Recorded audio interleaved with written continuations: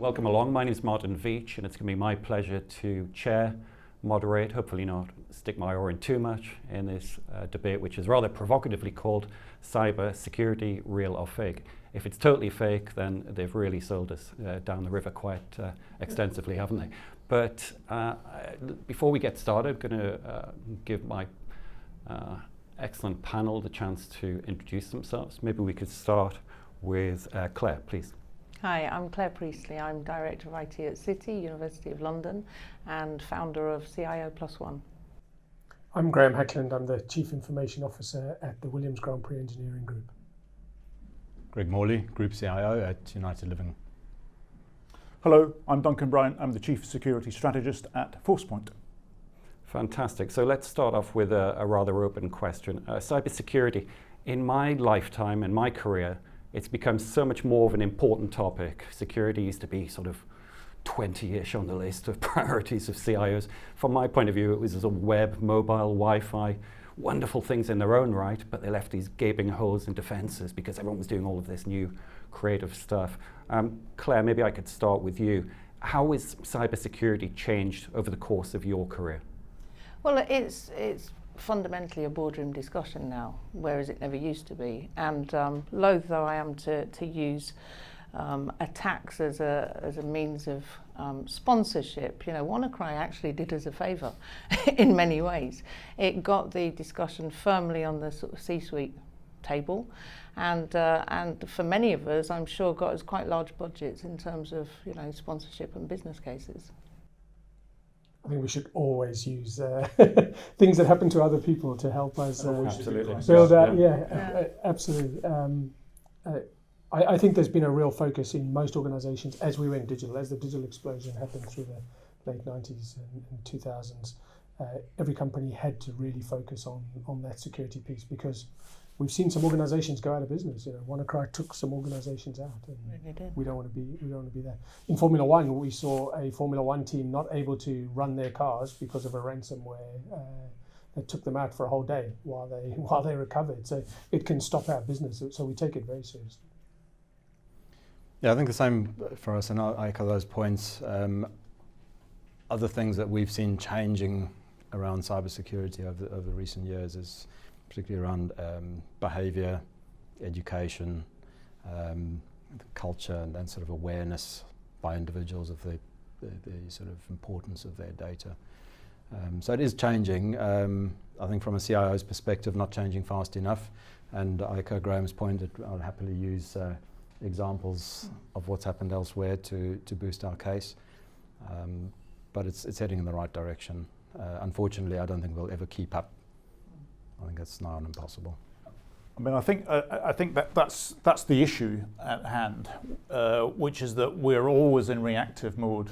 We're being out-innovated by the threat community. They all seem to be one or more steps ahead of us, and the industry does react. In your introduction, Martin, you said that, you know, we had some cool technologies, but lots of gaps in between. And what have we been doing over the last 20 years? We've been trying to fill those gaps as they emerge. So most organisations have got a complete hodgepodge of stuff that doesn't integrate, doesn't talk to each other. You don't know where the overlaps are, so you don't know where you're incurring excessive cost, but also you don't know whether you've still got gaps. So you don't have this holistic view. So there's a technology challenge, I think, that we're all struggling with. And then, you know, as that then migrates to a boardroom discussion, the boardroom doesn't care about the technology. It just wants to know, how bad is it? What is the threat? Is it existential? Is it, you know, is it big? Is it small? Is my factory going to stop working? And my car's not going to run? Or is it hype? And, you know, let's just, fingers crossed, hope that it doesn't happen to us. It will happen to someone else first. So again, I think that the discussion in the boardroom, it is happening, but is it happening at the right level? And are we trying to be proactive? I think that's what we need to get towards. I think there were a few cases where a CEO or a CIO went to jail. So I used those to show my CEO that he and I have to take this seriously, because read this. You know, have a look at this example. I moved a few years ago away from a technology-focused security model to a people-centric security model. And we really felt, instead of treating our fellow employees and the staff of the organisation as the biggest threat, actually they are our first line of defence and probably our last line of defence. And I meet with every new starter on their first day in at Williams, and I tell them this: you're going to help us to protect Williams and to protect our customers, and you're the most important part of it. Because WannaCry did get in, to our organisation, but the person that received it on an email thought this doesn't look right and didn't run it. And so, although we've improved the technology over the last 6 years, and all the partnerships we've done, we feel that we are, almost at the forefront of defence, but it's not enough, because they, as Duncan said, it constantly evolves and changes. And the biggest threat we're seeing right now is phishing attacks. Yeah. And in fact, sorry, I'm Go interrupting you, but just picking up on all of those points, I think you're absolutely right. I think it's a continual race between good and evil. And what we're seeing now is the evolution of social engineering and phishing attacks. So we're starting to see artificial intelligence being used. I think there was a case recently of a CEO of an engineering company in the UK who had his voice simulated through artificial intelligence, made this AI made a phone call to his CEO in Germany somewhere, and resulted in 220,000 euros being transferred. That's the level of sophistication we're dealing with. I'm sure you've encountered that. Absolutely, and it's evolved from the very simplistic email, requesting money transfer, which very few people fall for these days. But the sophistication now is, if it wasn't a criminal activity, you'd have to be quite impressed by the innovation and the sophistication of the attack. But it's that's the kind of thing that we've got to defend against. So Greg, I think you used the word behaviour earlier on. The question is it normal behaviour for your CEO to send a note to someone in Germany saying transfer? If it's not, why are we doing that? So and if it was, stop doing that. Well, okay. So, exactly. So, try and get proactive. Is this normal behaviour for this person? First of all, that looks a bit odd. So maybe we should just maybe not stop it, but check it first, because you don't want to get. One of the big challenges for security is that it's the Department of No. Yeah. So it can't be that. So you've got to let business flow while maintaining some degree of protection, and that's a hard balance. I mean, that's the board level, the boardroom discussion that absolutely right. that we always need to have, and that's a tough call. But that's kind of what we're trying to do. So if we're able to say this email looks as if it's from the CEO or the CFO, but it's odd behaviour, then we ought to be able to intervene at that point. The question is, how do you baseline that, of course? Understandable. I think, in that particular case, it was voice technology. It sounded like it had all of the same characteristics within that particular example. It was interactive in the same sort of conversational way that person was recognisable as. So, yeah, it's an easy thing to fall for. Like you say, they're admirable, some of these attempts. But what Graeme was saying is this idea of constant vigilance. But, if there's three kind of broad areas that we're trying to protect against. One is the malicious actor, which is actually quite rare, but really high impact if it happens. So someone trying to pinch data from your organisation, for whatever reason. The second scenario is the accidental, the clicking on the phishing link, or surfing to a website that they shouldn't be, and you download some malware. That happens all the time. And that's quite a common scenario, and you can reasonably well predict where that's going to happen. The third scenario is it's not actually the person that you think it is. Their credentials, their identity have essentially been stolen, and this is your business compromise email or voicemail or wherever it is, voice instruction. It's like, this appears to be the right person, but they're doing the wrong thing. So you need to address each of these three scenarios. Getting that right all the time, of course, is the challenge. I think that is the challenge, isn't it? Because security is about getting it right 100% of the time. Being an attacker, you just need to get it right once. Yeah, it's a numbers game, isn't it? And unfortunately, the incoming threat, I think you alluded to it, pretty much outnumbers the capabilities of the individual enterprise to protect against. So it's a bit of they're fighting with knives, and we've got pea shooters and it's changing all the time, Martin. So it's up until now, as the sort of head of IT in various organisations, it's been this threat is the flavour of the month, then it's that threat. Whereas now everything's so highly politicised. You look at the fake news issues, you look at deep fakes, this AI voice issue is similar to deep fake. We're now being bombarded by multiple strategies of intrusion, and it's very difficult to keep your eye on the ball all at once. And they blend and morph. Yeah. Let me talk just very briefly, or ask you rather, about tactics or strategies for defence. One of the ways the world has changed is that in the last 20 years or so, I guess, people have started to appoint CISOs or CISOs or CSOs or whatever we want to call them this week. And you create a sort of lines of defense, and those people tend to report into the CIO. And this is probably the most common way that companies or large enterprises certainly are set up to defend against. Structurally, are we in about as good a place as we can be? Obviously, you'd love to have a load more budget to throw at the problem, but do you think the way that enterprises are set up now with SecOps teams, potentially if you've got that money, and CISOs as a specialist in leading digital security, is that an appropriate measure? Anybody?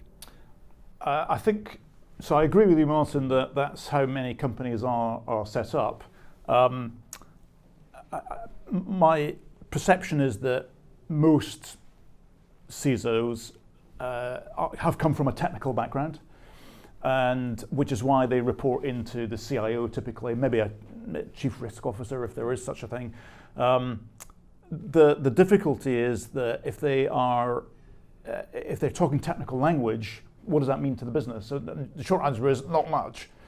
So, which is why they tend not to report directly to the board. They report through a CIO, and these days the CIO, correct me if I'm wrong, folks, are more business savvy, but the security lead isn't, and that's a major industry issue that we need to solve as an industry, I think. I want to put my hand up for small and medium businesses who are not going to have a CISO anyway. And so it's the CIOs, we were talking about this earlier, we're responsible for risk in our organizations. And so that's tricky, you're right. I have to be business focused, I have to be able to work with our executive team to help make the car quicker and get us back to the front of the grid. I have to work with the operational IT folk and make sure that the services are available when they need to be, and then risk. And what we've done is we've built a whole group of partners who are really close to us, who believe in what we're doing as an organization. It's not just a vendor relationship where we're trying to get services for the cheapest possible price. They're invested in our success. And that's how we supplement our security group. We have these vendors who work really closely with us, and that's worked really well for us. I'd echo that. Go ahead, completely. Claire, sorry. No, I think when you are tight in terms of resources, that's the only way forward. And I think actually that's the evolution of the CIO role or the IT director role recently, is to work far more in partnership with suppliers and vendors. It's an important point, and again, echoing Graeme's point about some of the small to medium-sized businesses, when we look at IT procurement, one of the key parts of any procurement strategy is making sure that our values are aligned to the partners that it is a partnership. We may not have the resources to employ a highly qualified CISO. We're outsourcing that across multiple partners. We're investing in their R&D dollars in their product. Well, I don't like the outsource word, because you can't outsource risk, right? Exactly. Well, you said earlier, you're responsible for it, but I get the point. But I just want to say, you can't outsource risk. They can be partners who work with you. I'm very aware that I'm the one responsible for risk. So it's a valid point. And so when we are working in those collaborative procurement arrangements, it's absolutely key that there are upfront hard conversations with those suppliers to ensure that we're all getting the best value out of that arrangement.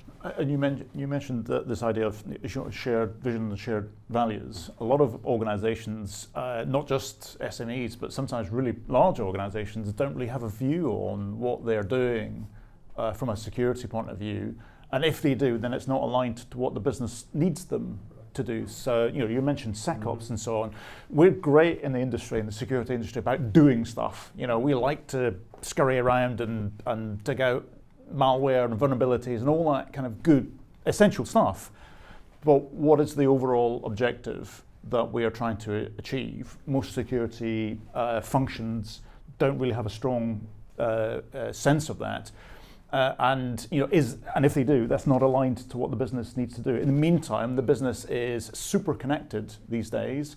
Connecting. So WannaCry, for example, traced back or enabled by connecting devices that were never designed to be connected to the internet, MRI scanners and so on, and all of a sudden you've got a major crisis on your hand. And it's similar with NotPetya, which followed a month after, which targeted the Ukraine but then spilled out into some major organizations.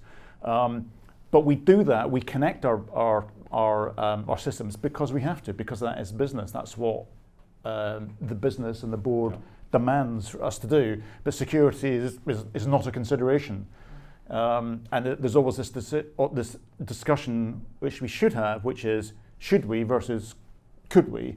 And could we, let's charge ahead and do it. Well, should we do this? And what precautions can we, sometimes straightforward, relatively simple precautions that we should take, but sometimes the pace of business is much faster than the pace of security. I think the alignment point you made is really important. And the reason I'm now 23 years in Formula One is because we all have this mission and we know what it is, right? It's to go and produce a fast racing car and go race it. And security and risk know that their job is to say yes, is to find a way that we can get the car quicker, develop the car as quickly as possible, but also protect the team. We've seen some instances of Formula One of misuse of other teams' data. If that happens again, you're going to be thrown out of the championship. So the penalties are really high. So you can't just ignore the risks, because we could go out of business. So we really focus on it, but at the same time, our first step is to try and say yes. How do we make this happen? And if we can't, what's the next best option that this person who is traveling to the other side of the world, who needs to do their job, how can we make sure they can do it? Claire, so the alignment piece is important. Absolutely. That tension between enabling, empowering, all of these good things, you must see this. In shovel loads, presumably, you've got students research who want to have the latest tools. And in research, the very definition of research is you don't know the territories you're kind of chartering into. It's people want freedom of information, access to everything, and yet we've got to protect an institution that has 30,000 users, that 20,000 of which are transient every 3 years. It's a tough gig, it really is. But I think to Greg's point, you design in security from the outset. You try and make sure that your default is yes and. This is how we're going to do it. Yeah. But it's a continually moving feast, and you can't take your eye off the ball, really, where security is concerned. Yeah. Do you think there's a risk that relying on the third parties, the vendors, the outsourcers, the offshorers, all of the other people involved now, and typically in a large enterprise, they're going to have, over a dozen security suppliers, maybe? Many more, absolutely. Sorry to say, but yeah. Yeah, absolutely. Do you think there's been a little bit too much bias put on checkbox? We've got all the tools now, we've got these guys in place, and not enough on common sense and educating the workforce not to click on things? Graeme made an excellent point that you can't outsource risk. Yeah. And if you are just ticking those boxes and not looking at the bigger picture, you end up outsourcing your risk, and that's kind of sticking your head in the sand a bit. It feels like regulation drives you that way. So we're not as regulated as some industries. And so I don't feel like I'm driven down to tick some boxes because I have to show someone a piece of paper that says I'm compliant with 6 things. We're able to be as common sense as possible. But some industries have a load of boxes they have to tick. Yeah, and we know that doesn't work, right? Because there's all sorts of organisations that have ticked the boxes and they still get breached. Exactly. I also think that there's official compliance, from GDPR or PCI or something like that. There's also kind of unofficial compliance, which is the board has asked you, do we have this technology, that technology? And it's like, yes. It's like, is it deployed? Is it adding value? Is it useful? Is it slowing the business? Is it, none of these additional questions are being asked. So again, this is, I think it comes back to, we have got technology in place, is it adding value to the business? We know continually I go into customers and so we're a vendor, so we have an interest to declare for sure. But I go into customers and they say, oh yeah, we've got this technology. Like, is it deployed? No, or yes, but partially is probably the answer most of the time. Data loss prevention technology.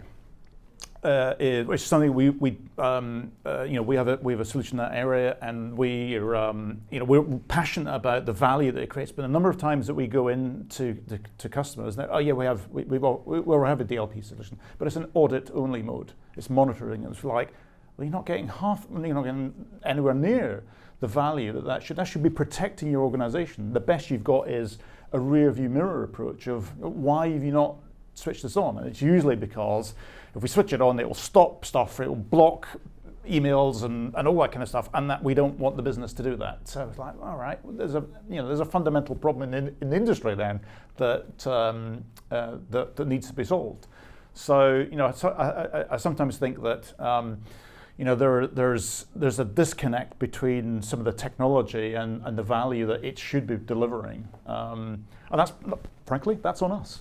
To try and make the CIOs, right? DLP is damn hard to get right for the same reason that people are saying that to you. It's really hard not to stop the business, not to block something that, because we work in time zones all over the world, all through the year, and if I stop something at 2 a.m, it's not 2 a.m. on the other side of the world where we're racing. So DLP has been really tricky. So we switched to a monitoring type mode, but with a really good alerting that I can find out almost as soon as someone's done something. And it's a really tricky field as well, because you're starting to make your fellow colleagues feel like you're monitoring them. And so what we've decided to do is be completely transparent. This is what we monitor. This is why. We know that if you take some data, or if you've joined us from another team and you bring some data, that could really hurt us, and that's what we're trying to prevent. So I think the transparency thing is absolutely fundamental. We need to get past this notion that we're spying our employees. We're protecting the business, and we're protecting individual employees, because if you do something that by accident you bring data in from another organization which is either illegal or unethical or just bad practice, they're endangering your organization, but also individually they might suffer as well. So again, it's an education and a position thing. It's not monitoring or surveillance. It's protecting. It's user protection. It's one of the things I say to our new starters. I want to protect you as well as the organization. We've spent a lot of time and effort finding you, hiring you, and I don't want to lose you because it's a very odd position you find yourself in, isn't it? You've got one of the most public sports in the world, and yet, as you said, you're kind of an SMP in some ways, right? Just operating in this hugely expensive circus that goes all around the world, fantastic as it is. Claire, I wanted to come to you because you said beautifully by saying sometimes these events, awful as they are, a traumatic breach of data defenses, or God help us, the advent of a GDPR and maybe e-privacy coming up soon, but we're all looking forward to that, right? They are catalysts for change sometimes, so aren't they? And for saying, can we get our data governance in order? Can we make broader changes? Can we finally get some real buy-in from the top of the company and say, look, we need to talk face to face on this because it's really, really important. Do you feel like that about generally these big front page news type events and these big changes? Absolutely. It helps to crystallise your focus, just sharpen a discussion. I've absolutely used many events like that to secure additional budget and to review and revisit the defences we've got in place. I think one thing that I'd like to pick up on though, and it's sort of leading on from your point about this culture change, this shift to, instead of it being about us seeing our colleagues as threats, every one of them a threat, using them as first line of defence. Yeah.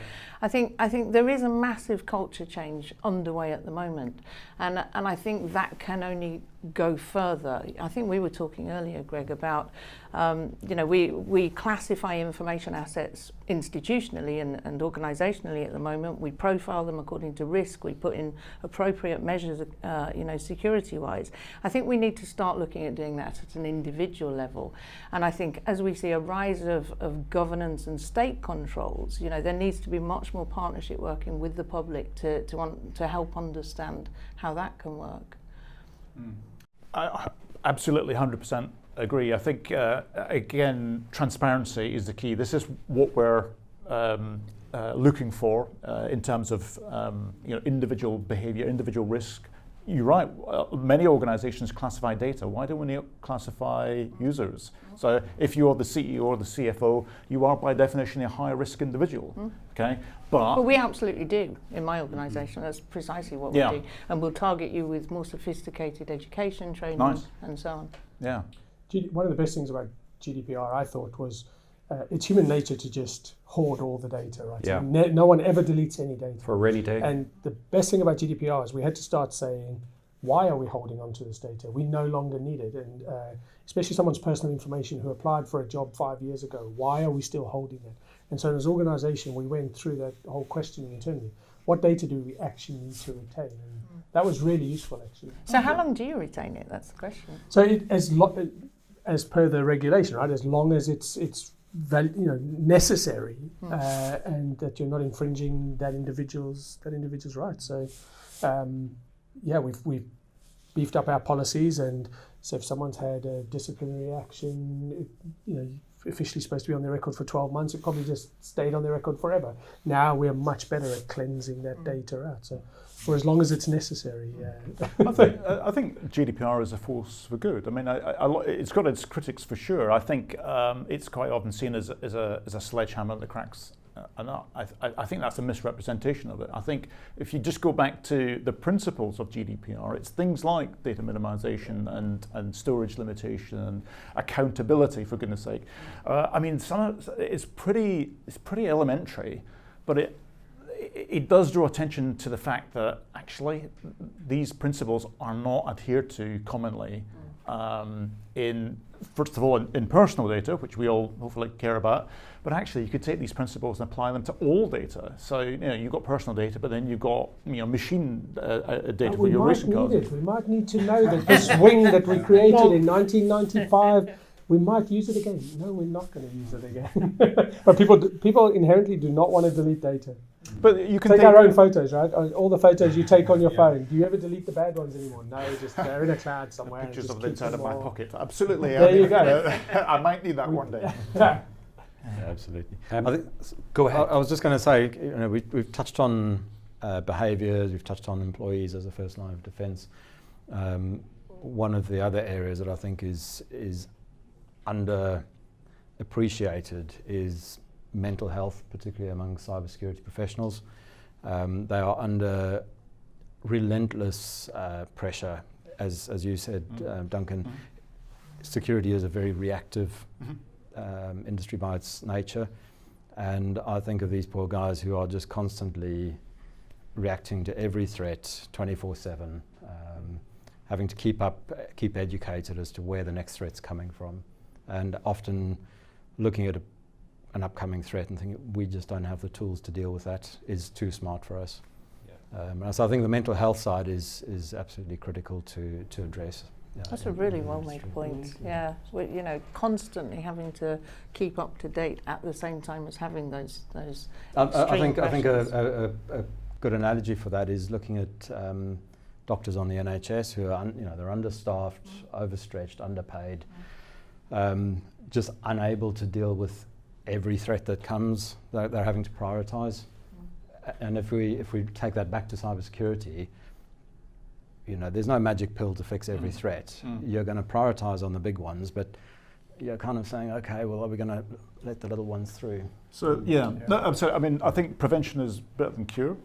So if you can get, to use your health analogy, if you can get patients to think about whether they actually turn up at A&E before they actually go there, like, am I really that ill? in the same way in the cyber context, if you can get, and it sounds like, Graeme, you're doing that in your organisation, that if you can get them to buy into the company-wide approach to cybersecurity, for sure you'll always have your experts, but they are always going to be overworked. So let's roll out responsibility to the wider organisation. I think you'd spread the load. I think that would help. It would help for sure. And it does start with basics, doesn't it? I mean, I don't know if I can stretch the healthcare metaphor this far, but if we think about, I'm not even going to try. But if we think about code, if you've got really sloppy code to start with, you've got an open window, basically, haven't you? Nowhere near the healthcare analogy. So we've got to go back to basics, not forget those very core principles of security, which does lead us to prevent as much as we can. Yeah. Build it in up front. Yeah. So security by design. My only observation is that's extremely uncommon. We build a system because it's a good idea, or because there's a business imperative. And the pressure's always on to go live as quickly as possible. And just before someone says, "Oh, have we tested this for vulnerability?" It's like, not the security thing again. It's like, okay, let's quickly do it. And we need to, and again, that's back to GDPR. We have essentially security by design built into GDPR. It's not called that, but that's kind of essentially what we're trying to say. Why would we not do that? And again, sometimes it's down to the individuals who are busy trying to put out the fires, for sure, not getting involved and engaged in product design or process design in our organizations. And as an industry, we need to get much better at that. So if we're worried about people and mental health and so on, and I think, Claire, you mentioned earlier AI, the attackers are using AI. Shouldn't we be using AI more as part of our defense and taking some of that pressure off our people, but also being able to react at the same speed that the challenges absolutely. So a lot of SecOps organizations, it's a very manual process. You sit in a SOC and you just see lists of things that flashing lights and bad stuff that may or may not be happening. Is this really a bad activity? Well, I suppose I need to look at all that kind of stuff. It's high pressure. There's a lot of data. It's like, well, if it's data, we should be able to automate this.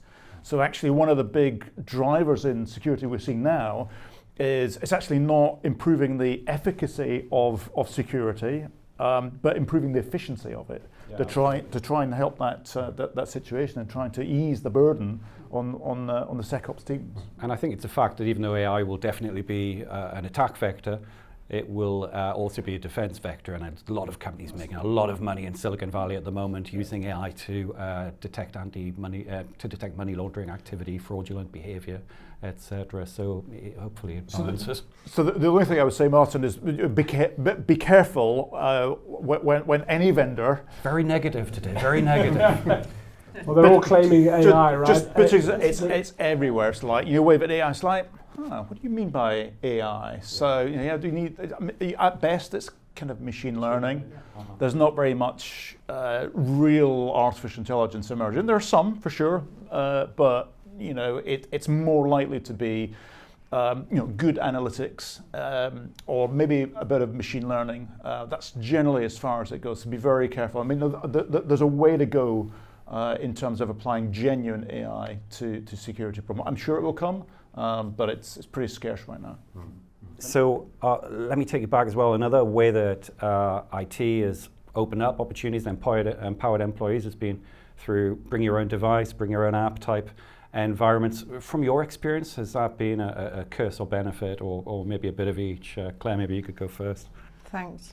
Well, our students have around 5 devices each, we learnt. And benefit or curse? Well, for students, it's fantastic to be able to come and use any device. For us, it's challenging. It's challenging enough with the tension between, the kind of exploration work that they want to do and just general security.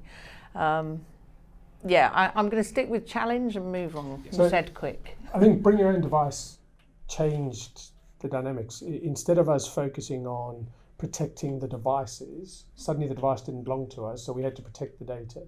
and we had to put more audit and monitoring and understanding where the data is rather than what device it lived on.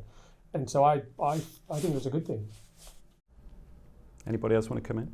Yeah, I'll actually echo both points. It's challenging because we have to be constantly on the front foot trying to address some of the security issues around that. But at the same time, it's a good thing because we're seeing a lot more innovation coming through into what's been traditionally a very conservative, staid industry. I don't think it's necessarily a good thing or a bad thing. It's a fact. It happens. And I think the problem occurs from a security point of view when we try to think that we can control our perimeter now. And using the analogy of a castle with high walls and moats and drawbridges and all that kind of stuff, and then someone walks in with a mobile phone and it's over. There is no perimeter. So we need to think of a better analogy. I like the analogy of a museum. So let people come in. You can look at that, but you can't look at that. You can touch this, but you can't touch that. And that's the kind of analogy that we need to use. So I think security paradigms need to update. Absolutely. Just to reflect the state-of-the-art technology that we're all using. Last question then, a general one. You guys all look very young, but you must have seen the odd thing happen in your careers. Tell me maybe one thing that's worked very well, diplomatic, and one thing that really hasn't. Maybe we could start, Claire, if you don't mind. Someone else. Let me reflect. Okay, let's go the other way then. Come on, we'll do Duncan first. What works well and what hasn't worked well? Over your career, I mean, you must have seen examples out there of attitudes, stances, strategies. I think what is working well at the moment is a greater emphasis on behavioural aspects of security, not just technology-based behavioural analytics, but that helps. But just the overall appreciation that the behavioural aspects do have a role to play in security. So I think that is working well. It's a work in progress for sure, but I think that's the trend. What's not working so well, I think we're still in this reactive mode. We're still playing catch up, and it'd be lovely to get ahead and try and preempt what the attack community is going to do. But we need, there's a long way to go before we've cracked that one. Working well, similar point, I think people's awareness and behaviours are changing around data sovereignty and the importance of data integrity. Even my 19-year-old is starting to delete photos off her phone, which is good. What's not working well is probably board-level engagement. It's happening, but historically hasn't worked very well. So when we used, I remember a race was 1 megabyte of data, both cars, and now we're up at 800 gig per race. What's got better is our ability to manage that data, make multiple copies of it, and protect it, and put anti-ransomware technology in place, and so to make sure that we can recover because the thing I hate most is losing data, and it's happened a few times over my career, and I really hate that. And I think we're getting much better at that. I never say the job's done because it's never done. And the things that still frustrate me are the people who maliciously remove IP or data for their own benefit. That part of human nature I still dislike. Yeah, I think for me what's working well is senior board level awareness and in fact just general awareness around data and security. I think the thing that continues to frustrate me more than anything is lack of resource. I think we all agree with that. Yeah. Good summary, yeah, absolutely. Yeah. More money, please, is the message. Thanks everyone on the panel. I think we've done as much as we can in a short period of time to conquer one of the most complex areas of IT and business operations in the world. So it was a valiant effort. Really appreciate all your input. Thank you. Thank you. Thanks, Martin.